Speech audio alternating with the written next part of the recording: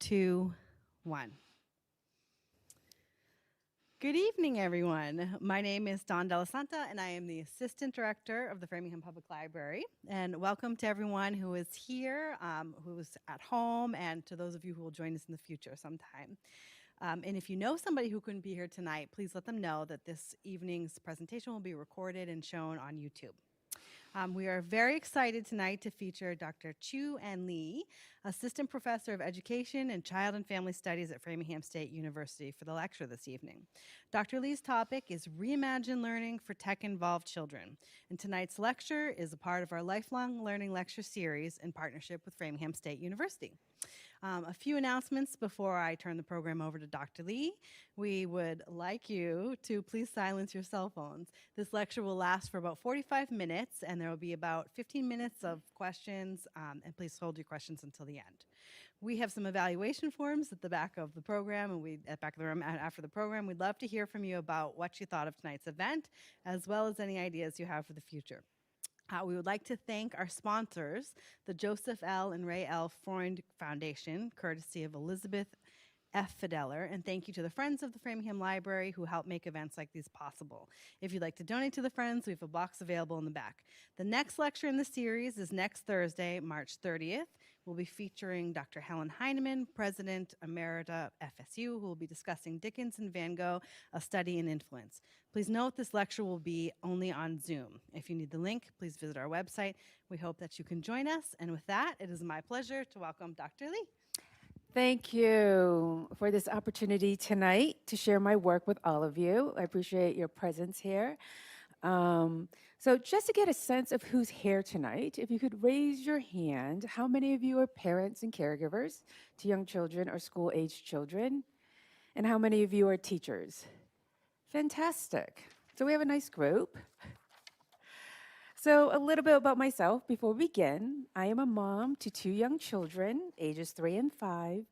They're both watching now. They're both watching this as a streaming live on YouTube. So I want to give them a shout out as they are the impetus to my work. Hi, Honora Manis. I hope you're getting ready for bed. I'm a former teacher, having taught kindergarten through 2nd grade, and really found my love as a kindergarten teacher. The schools I've taught in was inquiry-based transdisciplinary curriculum. And currently, as noted, I am an assistant professor in the education department at Framingham State University. As a teacher educator, I teach courses in I teach foundational courses in education, as well as methods courses in social studies and ELA. I also teach courses in the Child and Family Studies program. And finally, I'm a program coordinator for the Early Childhood Master's and Post-Baccalaureate program. So as you can see, I wear many hats, sometimes hats on top of hats. Tonight, I will prominently talk about myself as a parent and a former classroom teacher through my research work on digital technology. Oops.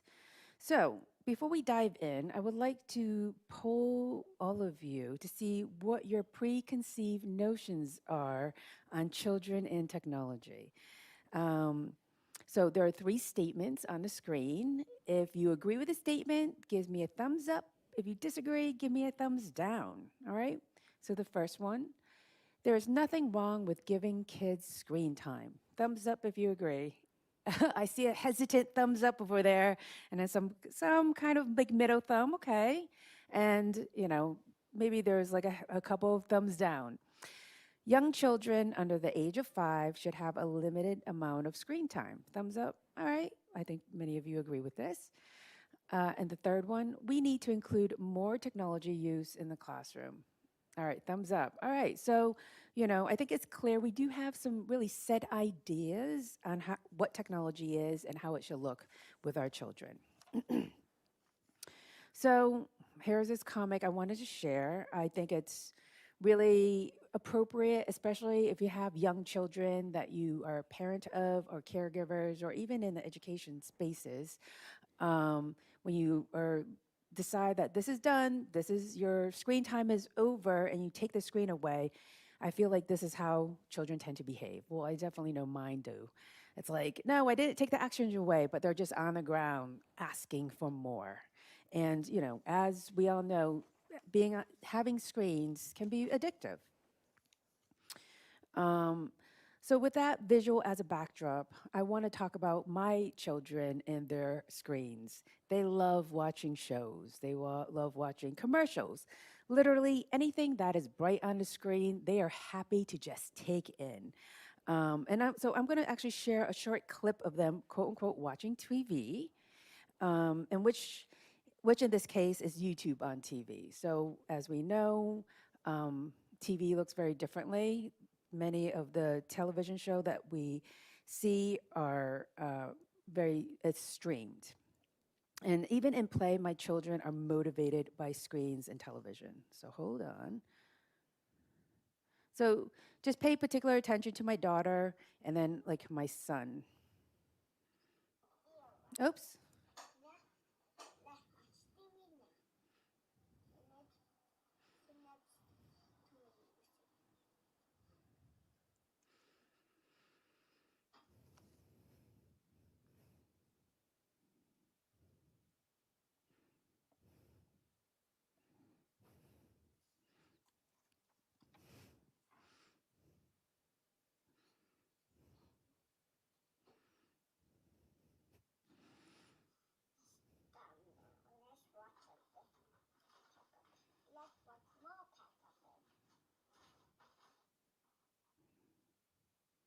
So if you can't hear the audio, what she is saying is, let's watch Peppa Pig. And, you know, the screen is that box that she's propped up. And she's committed to watching Peppa on that screen, as you can see. Whereas my son's like, okay, I'm ready to watch it. And it's just like staring at her, staring at the screen and be like, this is not Peppa Pig. This is not what I signed up for. And at this, like, he's about 22 months here and she's almost, she's like 3.5. So this clip, I think, provides a little glimpse into the mind of a child in terms about play about technology. And we know technology will continue to play a large part of their lives. All right, let me see if I could do it this way. Oops. There you go. So I do want to share some statistics around technology use. It is no surprise there have been an increase of digital technology use during the pandemic. So between March 2020 to April 2021, Pew Research reports kids ages 5 to 11 increased use by 68%. Now that's a large amount of use, right, for kids between age to 11. So, what does this all mean? Well, it means that as parents, caregivers, and educators, we really need to be aware that children are using screens for longer periods of time.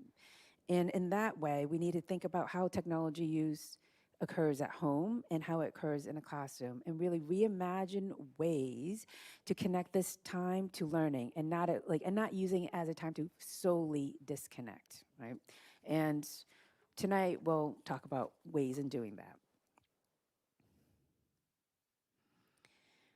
I mean, all of you may have heard whispers through the parent caregiver grapevine on the American Academy of Pediatrics Association's recommendations for screen time. I don't want to belabor the point, but it's important to put into context guidelines in relation to time spent on digital devices. So I'm just going to highlight like 2 points.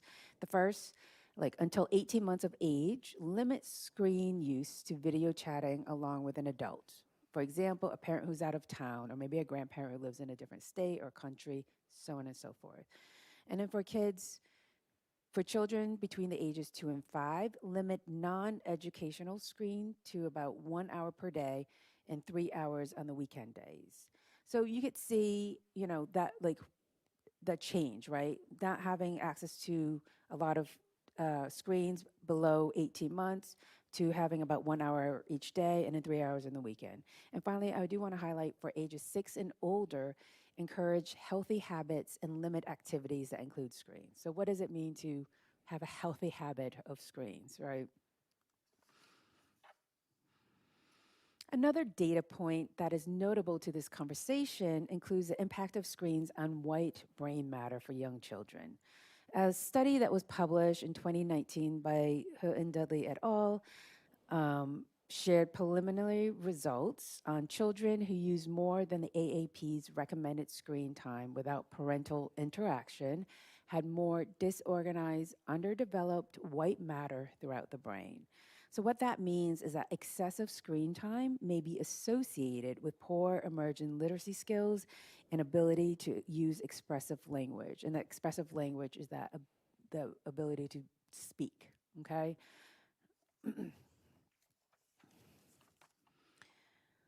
So while data have reports technology used for children to have tend to have like this negative effect, the reality is that we as parents and caregivers and educators will reach for that screen when we need to recharge our own batteries or just need to hop on a Zoom meeting. It's inevitable. So instead of beating ourselves with shame and guilt, I want us to reframe this conversation about technology use to how. How are kids using technology? So, as a researcher, I spend a lot of time thinking about the impact of screen time and the use of technology on kids with questions, especially how. How are they using it? Are they actively using it, engaging with what's on the screen, or is it passive? Are they passively engaging or non engaging towards the screen, just sitting back and viewing the screen without comment, behavior, or expression? And how can we, as parents, caregivers, and educators, leverage technology to scaffold joy, learning, and use that time to connect?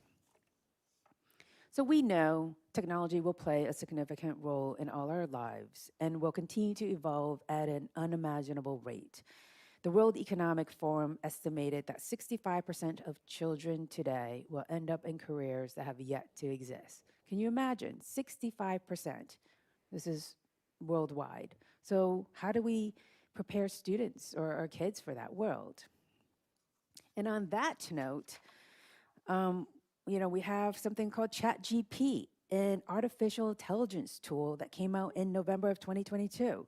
So, has anyone heard of ChatGPT? All right. Awesome. Are you so like we know artificial intelligence is going to be a game changer. Um, in fact, a recent report, as in like 2 days ago, suggested tools such as ChatGPT AI will have a great impact on the types of jobs, and the types of jobs, how we communicate with each other, and how the world will operate in the future. So this report highlights one skill that AIs can't do and will not be able to do well in the future. And that is to A, think critically, B, evaluate, and three, make decisions. These are all things humans do. We are better at thinking critically and making decisions. We do it every day. So really taking that 65 jobs, thinking about the percentage of like the types of jobs that are in the future, and then thinking about the type of technology that are evolving at a fast rate, these are the skills that we really need to hone in on and focus on.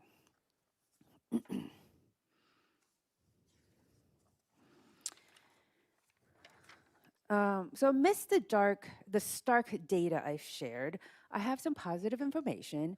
Pediatrician Dr. Michael Rich from the Center on Media and Child Health at Boston Children's Hospital shared that it's not the length of time that children are using screen, but how is being used. And that goes back to my question, how are children using technology? And and the how and thinking about the impact of it on the brain. Again, children will use technology, and technology such as AI tools will play a role in their day-to-day lives. So in order to prepare them for the future, we have to teach them to think critical about how to use technology. So rather than become that passive consumer of content, such as watching screens, we want to really move them towards being active in consumer or engaging with a screen. And AAP recommends using technology in three different ways: to co-play, like playing with your, like using it as a, uh, playing with your kids with it, and co-engage, engaging with your child, and co-using, like using it together. But I will offer those, I would discuss AAP recommendation along with some of these ways you could leverage using technology, how to use technology. Oops. So, in thinking about what passive viewing looks like, a thing that we hear time and time again is like, well, when we were younger, we used to watch lots of TV, and I know what passive viewing looks like. I spent most of my childhood and adolescence watching TV, for hours upon hours. I loved it. Back then, we didn't have opportunities to binge TV shows.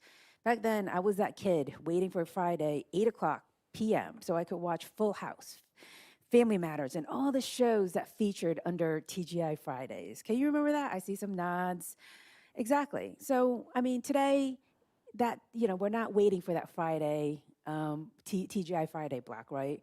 We can actually sit down, binge shows, and honestly, if I had more time, I probably would do it more often. But, children. So times have changed. So, with all that information, tonight I will share 3 ways you can leverage technology use with children at home and in the classroom. I will offer ways you can support literacy skills and inquiry, which leads to critical thinking skills. In thinking about technology, we do have to remember it is a tool similar to a screwdriver or a hammer. It is in the way we use that tool that can make life easier.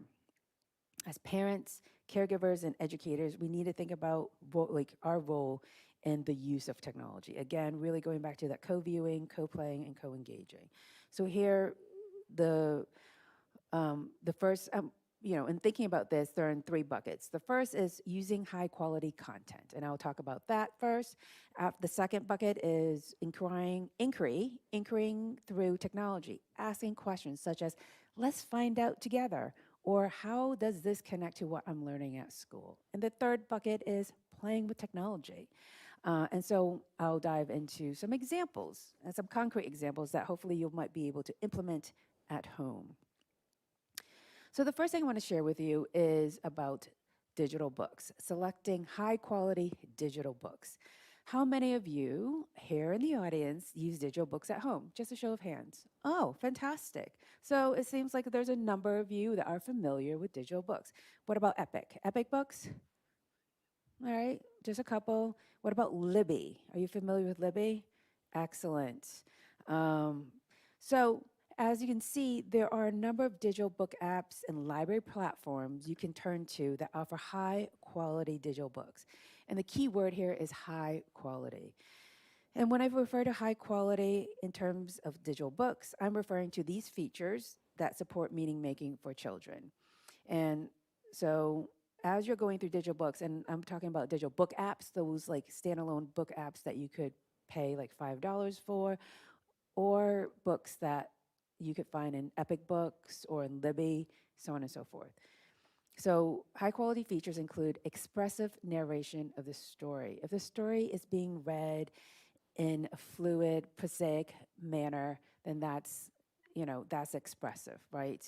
As opposed to a robotic reading of the story. Narration that cannot be disrupted by activation of any features. So if I'm a child, I'll start tapping. I mean, have you seen children in front of a screen? They just start tapping, hoping to elicit some type of response. So the best way to do that, to prevent that from happening, is to find stories that doesn't in, include that. Features that link the vocabulary into a word. So if there are some features on a screen, hopefully those features supports vocabulary building, right? So they're at least learning vocabulary words.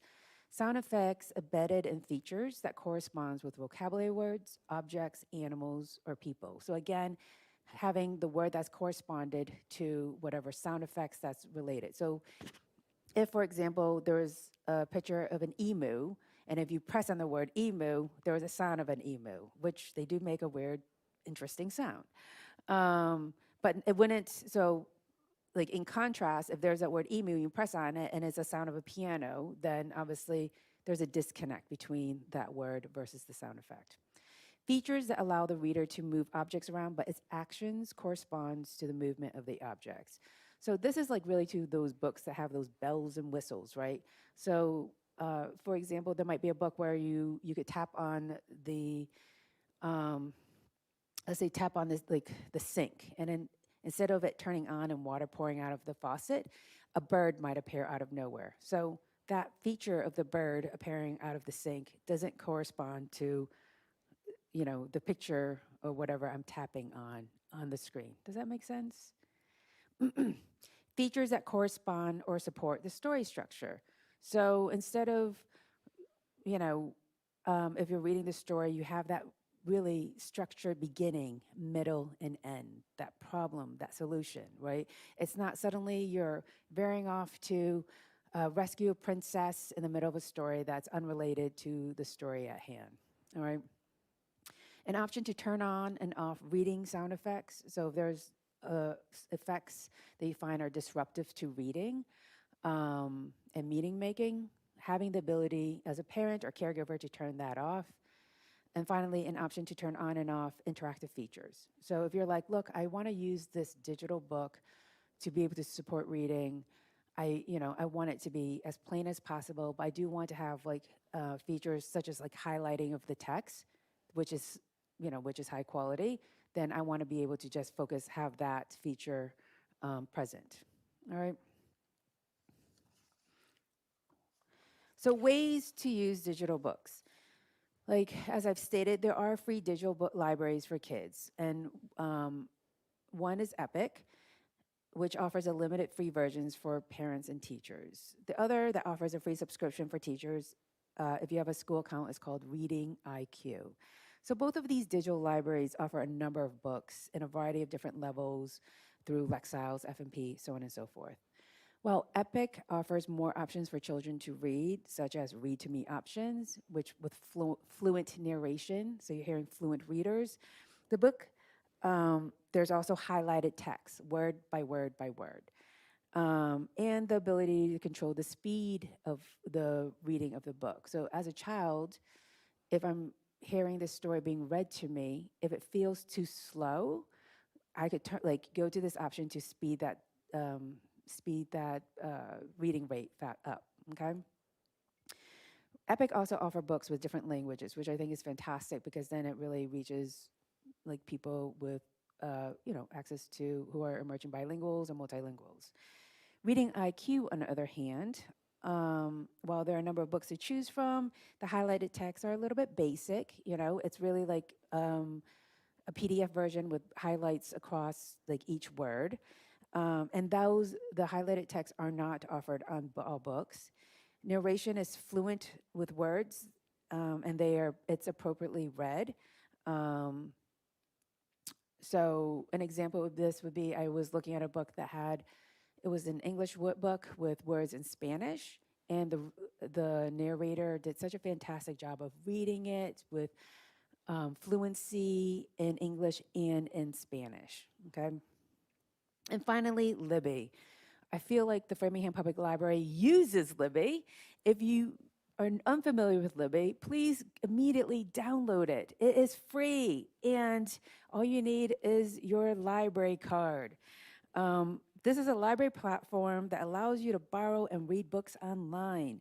And depending on books, there could be music and other features specifically for children's book on like background music, highlighted text, and other features, that supports meaning making and emerging literacy skills.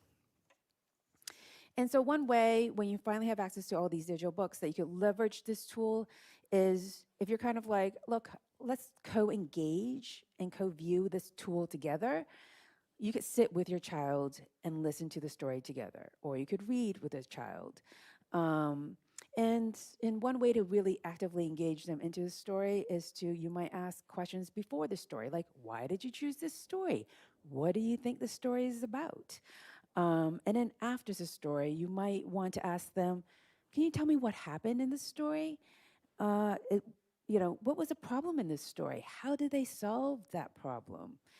Um, really having the child engage with the story, because it's easy to totally flip off when the story is being read to you, right? But if you're a parent who needs time to work, like many parents, and sometimes we just really need to just shut off, you might ask questions after they read the digital book. Like most stories, young stories, you could ask, A set of questions like, oh, could you retell me that story? What happened in the beginning? What happened at the end? Or again, what was the problem of the story? How did they solve that problem? Was there a character that you related to? Was there a character that you liked or you didn't like? Why? And really getting them to talk to you about and communicate with you and engage with you about the story, because you want that back and forth. You want to talk with them, right? And so if you find that you're the latter, where you're like, I have a lot of work to do, I need, X amount of time, like 35 minutes, 30 to an hour, you might, if you're kind of guilty about types of book, you might curate that list for your kids and give, and give that book, these digital books through for your kids so they could read, so you know what they're reading, okay? Um, Alternatively, in at home or even at school, you might want to use the book.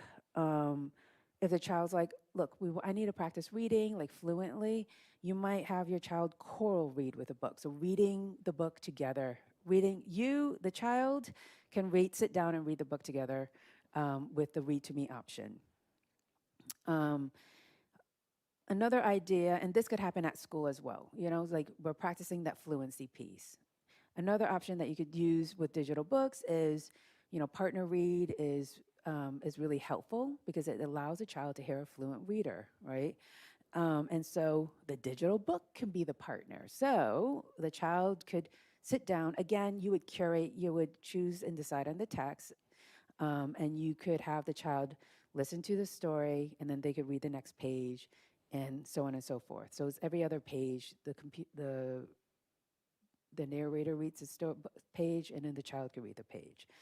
So by using digital books in this way, we could kind of move away from that passive passive engagement to more active engagement, really engaging with the tool and the content from the tool. All right, another high quality piece that I want to bring in to the conversation that's not necessarily digital books are shows.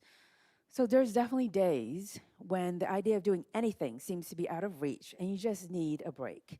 So you hand your phone, tablet, whatever's convenient over to your kids so they could just watch a show or a number of shows, let's be honest.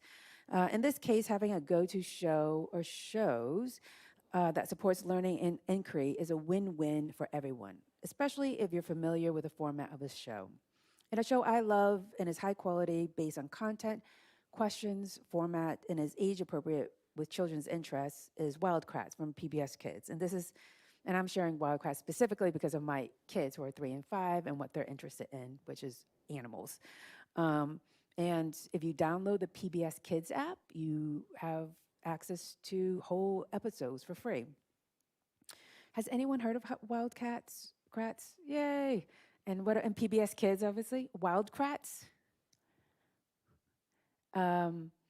I'm going to tell you, I'll give you a little gist of it as well. And PBS Kids, are you familiar with PBS Kids app? All right, excellent.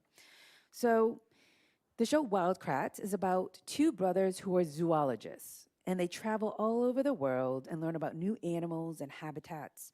They always start off their adventures with a question, what if?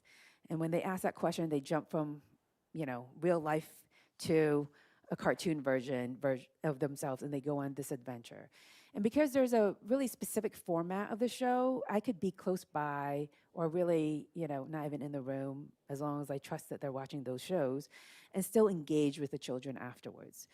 And once they're done, after watching maybe 2, 3, 4 episodes, depending the length of time, and each episode's about 24 minutes, I know.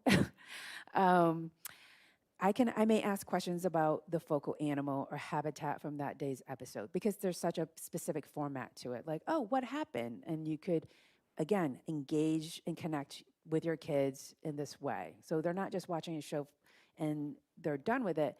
We're moving that conversation like maybe to the dinner table or maybe over lunch or maybe as you're going for a walk. And when we're having these conversations, I do want to like make connections to where we are. So if it's a particular animal that is common to the Northeast area, perhaps we'll start talking about that. So having that connection, not just in the screen, but making sure that they're learning something that can be applied to their day-to-day life. Um,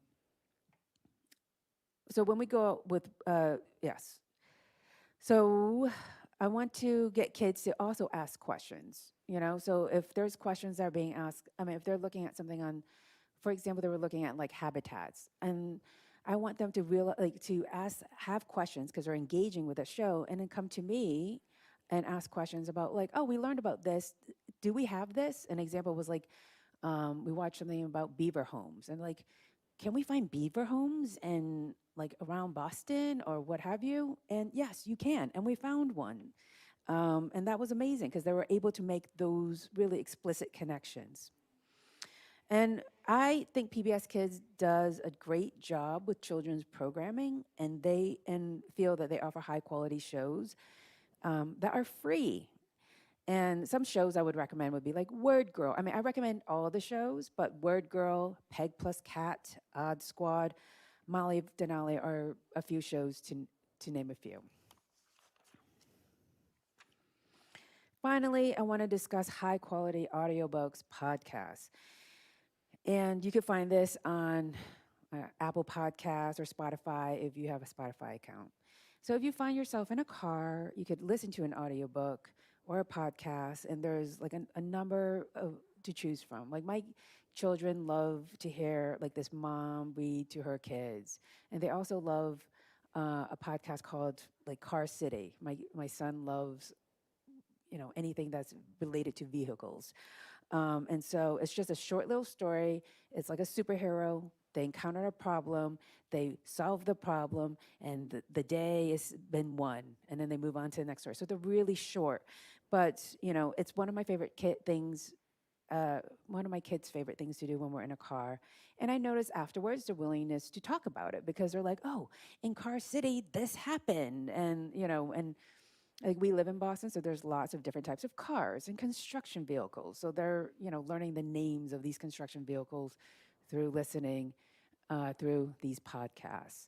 And also, I just want to want to also note that when you're listening to something, you're learning through a different mode, right? You're not just solely watching and hearing, but this is just like, practicing that auditory mode, listening, which I think is important to highlight. All right. Our second bucket, inquiring through technology with questions such as, let's find out together, and how does it connect to what I'm learning at school? And one way to do this is to use low-tech way to capture inquiry. And what I mean by low-tech ways are just simply using something like a camera. Like research, like we know like 97% of people in the US have access to a camera, like a phone camera or something, or some version of it. So let's put it to good use in terms of inquiry. And here are some examples you see here with my children. Oops. So if you're taking a walk and your child is curious, why not have them or yourself take a photo? Of the object in question. So what we do, like for as us, meaning me and my kids and family, is we'll go out for a walk in the woods, and our children would ask about plants, moss, birds, or insects, and we'll take photos and we'll say, let's look at them later, as opposed to trying to figure out it in real time. It's easy to, if they're like, what's this? Take your photo and be like, all right, this is what this is. And what's lost is that process, right? We want to move our kids into the inquiry, asking questions, thinking about it. And we could do that by, not trying to answer in real time and just asking Google, you know? And so taking that photo and being like, all right, we have this. When we go home, let's find out together, all right? And so here's an example of my daughter. She was very curious about moss and was like, is this green thing moss? Is this the same thing that grows on the ground, Um, and she has her own camera mainly because she takes a lot of pictures. She has a heavy finger.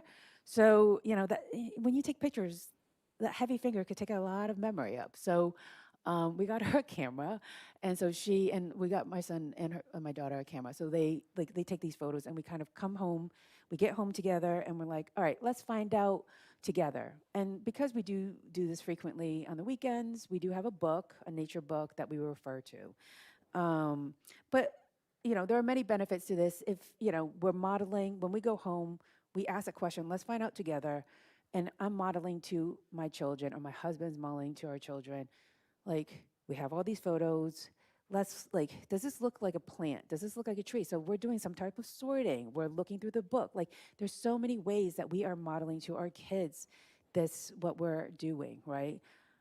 If you don't have a book, like many people might, then you might just hop on the internet and you might model to your kids how you do your research project, right?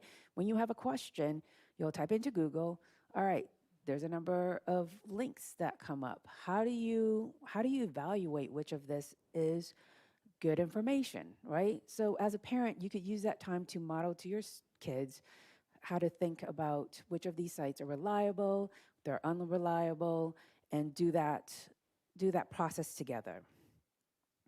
And the time together encourages that conversation, and it's just such a wonderful way to learn. It's inquiry guided by the research process and an application of knowledge building. They're building that knowledge together. Um, and I don't like, there aren't a number of different kid friendly search engine, but I think I found one that's like kids search. So, but I don't recommend, there's nothing on the top of my mind that I recommend. One other tool that I do want to highlight that I feel like is kind of low tech that may live in your home are those virtual assistant technology. Like, how many of you have an Alexa or a Google Home? Well, I was definitely hesitant in having one, but we were gifted with one. And so Google Home is part of our day to day lives. In fact, Google Home, which is what this is right here, is a part of our family.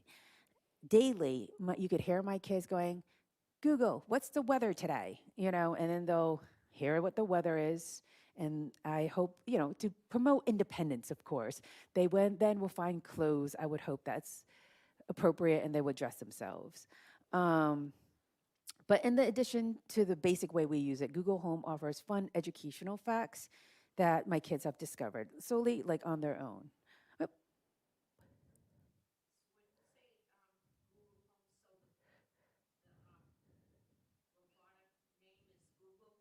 Yes. So a question in the audience was Google Home. What is Google Home? It is that's what it's called, like the Google Home, as you can see here. And this is the mini. Oh yes. Yep. And then so we're always asking Google. Um, but I want to keep it at the very basic way of like the weather, because if they're asking about like what's this, that, and the other, then I want to going back to the inquiry process. I want to be able to model that process for them, right? But using it in this most basic function, like the weather, and in this case, my kids asking Google what the animal of the day is. So they like to start off the day with the weather, and then they say, Google, what's the animal of the day? And Google responds to the kids with an animal, a sound, and some facts. So, for example, I go back to the emu. They're like, Google, what's the animal of the day? And the animal of the day is an emu. So you hear the sound of the emu, and you hear 2 or 3 facts about it. And then Google will ask you, would you like to know more about emus? And you, as kids, I mean, I feel like, as a parent or caregiver, you're in that same space. So you could kind of monitor that interaction. But for the most part, the kids will be like, yes. And Google will respond with more interesting facts. And Google might then ask, do you want to know tomorrow's, or yesterday's animal of the day? So really low level, but like fun fact information that children can use. And thinking about inquiry through technology. And finally, playing with technology, that final bucket. As we know, play is a big part of childhood. Children play to make meaning and understand the world around them. Like, think back to the short clip of my children playing with each other while watching TV, and the TV as a box. Like, play is also a time for children to figure things out. One way I think about play with technology is providing the tools for kids to play with. An example of this is allowing kids to play with and use cameras, tablets, and or tablets to create. And they could use tablets or cameras to make videos and rewatch them or even edit them. You'd be surprised at how capable children are, like 3, 4 year olds, in doing this. And you don't have to like teach them; they just know. I mean, they probably know because we might have modeled it.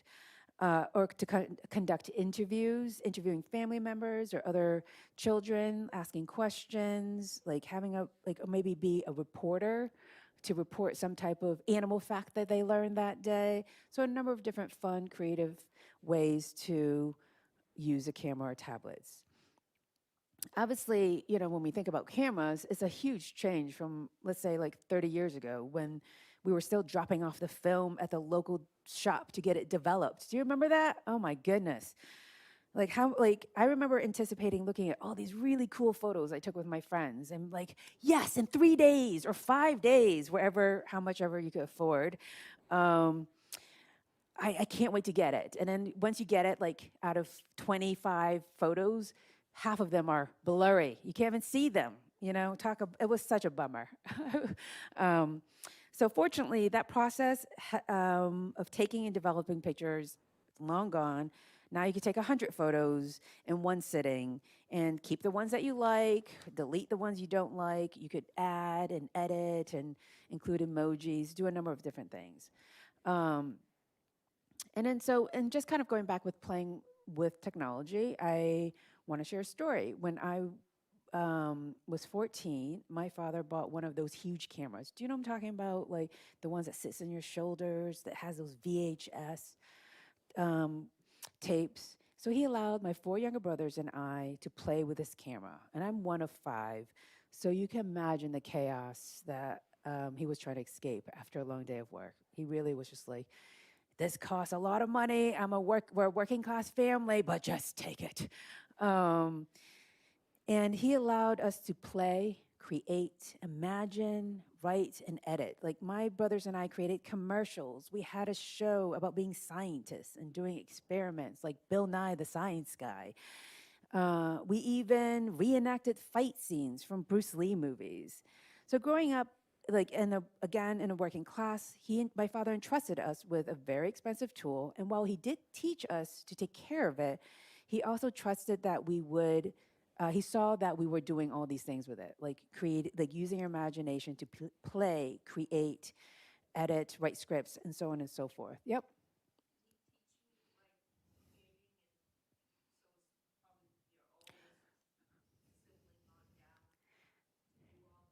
So the question is, did my father teach us? Actually, so I'm the oldest, and then he was just like, here.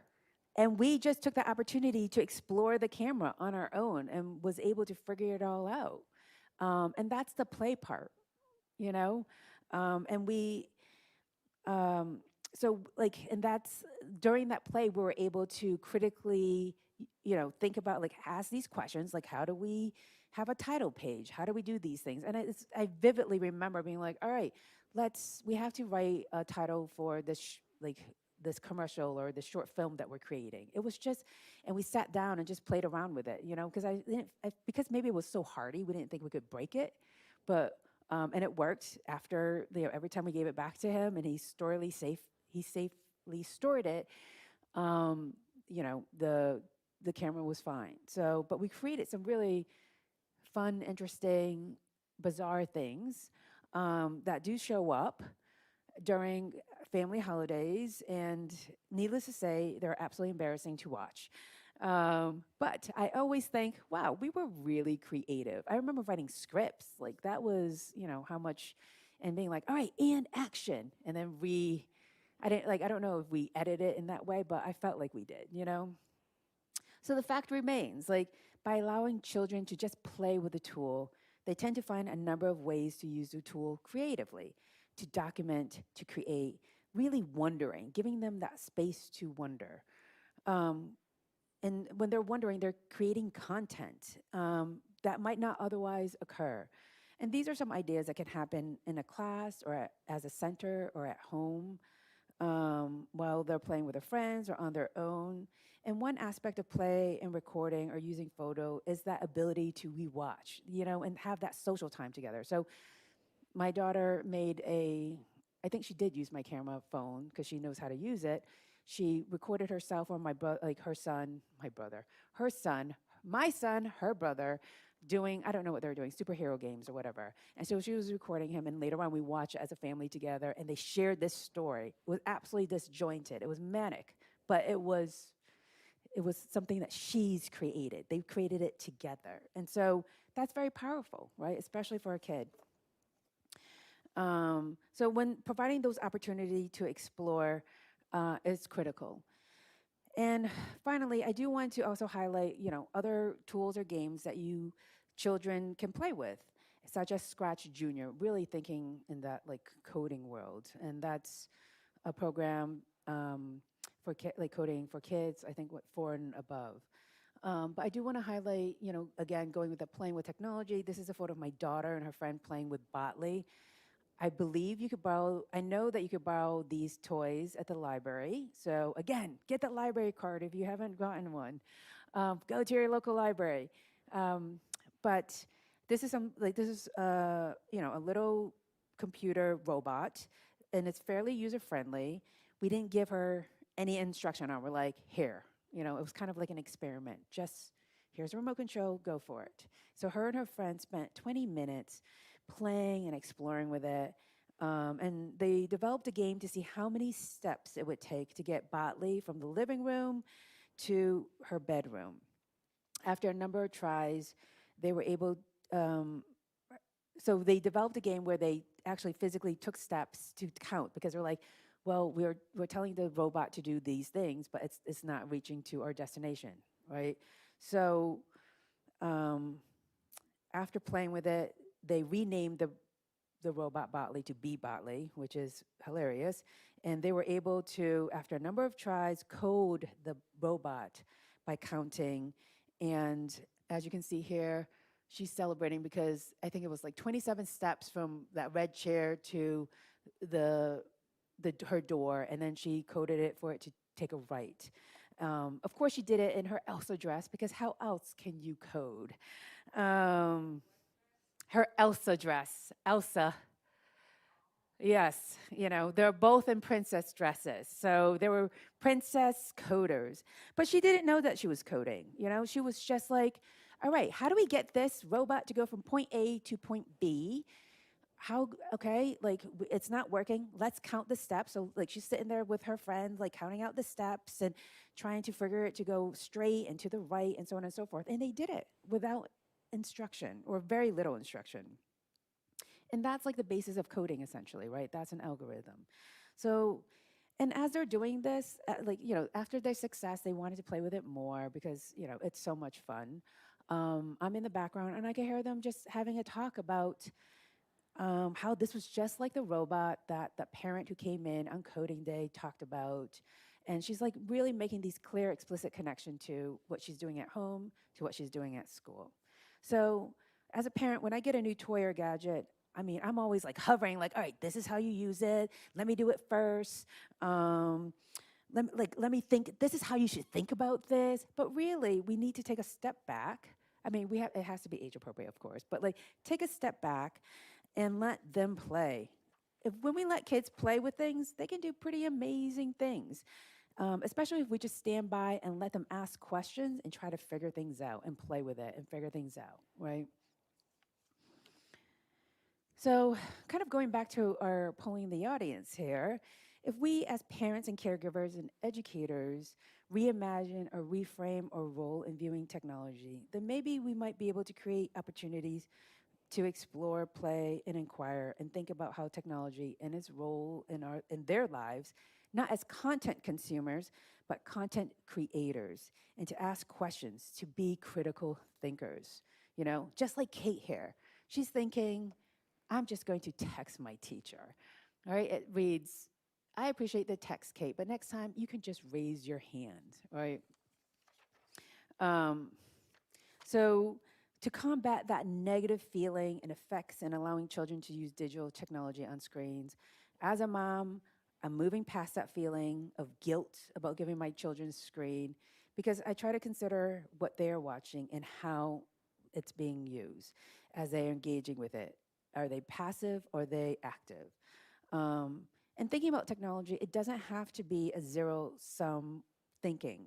Being a parent, caregiver, or teacher, you will hand a child a screen, but this time, hopefully, we can think about how we augment it or use it differently to promote inquiry, curiosity, play, and critical thinking skills by co-engaging, co-viewing, co-playing, or just simply asking questions during dinner.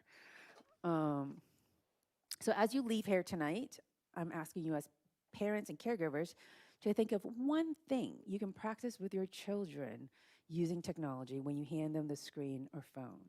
And those of you who are educators in this room, what is one practice you can take with you to your own classroom in using technology differently to promote literacy skills or inquiry? A question I ask myself when I'm handing over my phone or tablet: how are kids engaging with it? Are they active or passive? And what role do I want during this time? Do I want quiet time, or can I also sit by them and co engage with them? Thank you. All right, are there any questions? Yes.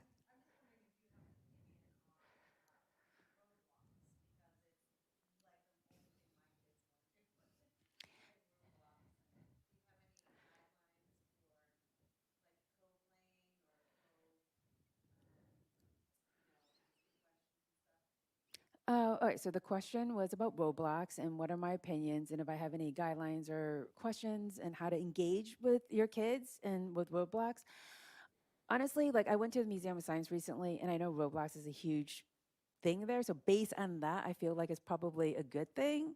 Um, I'm not super familiar with it, but I mean, that's not to say that you can't engage with your kids because you don't know about it. And I think a question you could start off with is, what are you doing? Can you explain this to me? You know, and like, and of course, the moment you ask them to explain something that they love to do or they love to play, their faces will light up, right? So, I mean, I might start from there and just ask them, like I want to learn how to do what you're doing. Can you explain to me? And it'll be a great way to just connect with them. And you might be even be interested in Roblox afterwards, right? Thank you. Any other questions?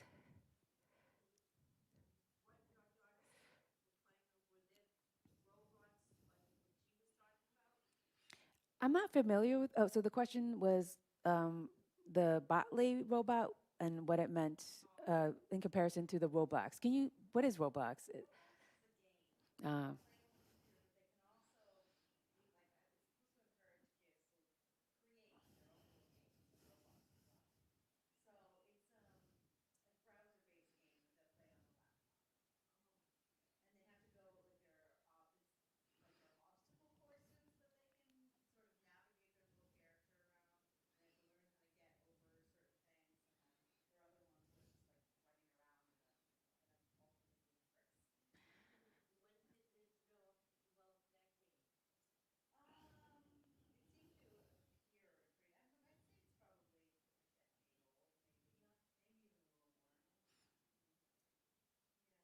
I'm gonna have to check it out. It is. I do think that there's a connection with Roblox to some type of coding, or I know there's a link there. I don't. Yeah, but you might, you might ask your kids, what they're doing. I think like having children explain things to you.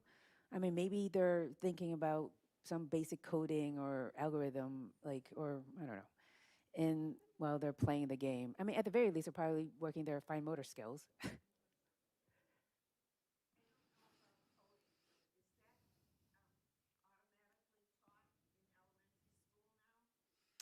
So the question is coding automatically taught in elementary school? Um, I think they try to teach coding at school. I'm not sure. Um, do you know?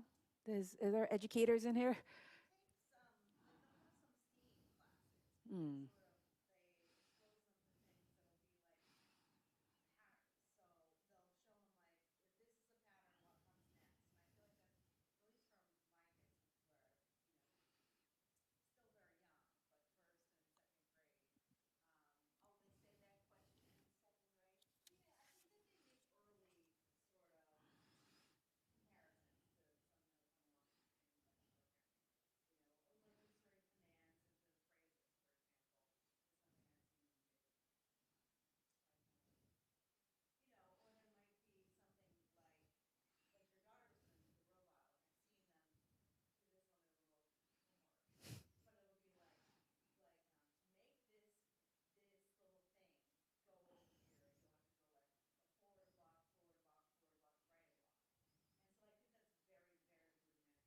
Yes.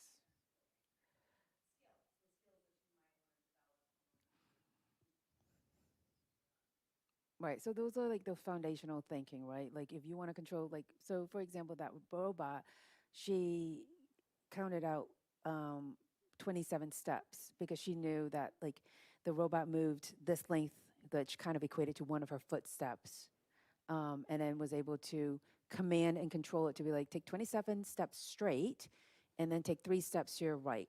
And so those are like that really basic idea of like, that coding.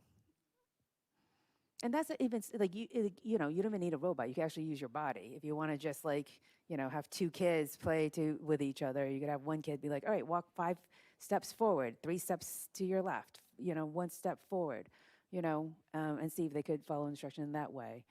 And then to go back, how do you go backward? Takes 1 step backwards, take 4 steps to your right. Yes. Any other questions? Are you interested in that Botley robot thing?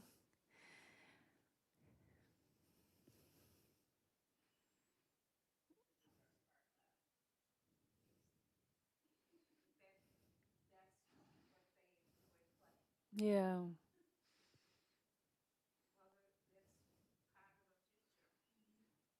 Absolutely. And it's an exciting future, Absolutely an exciting future.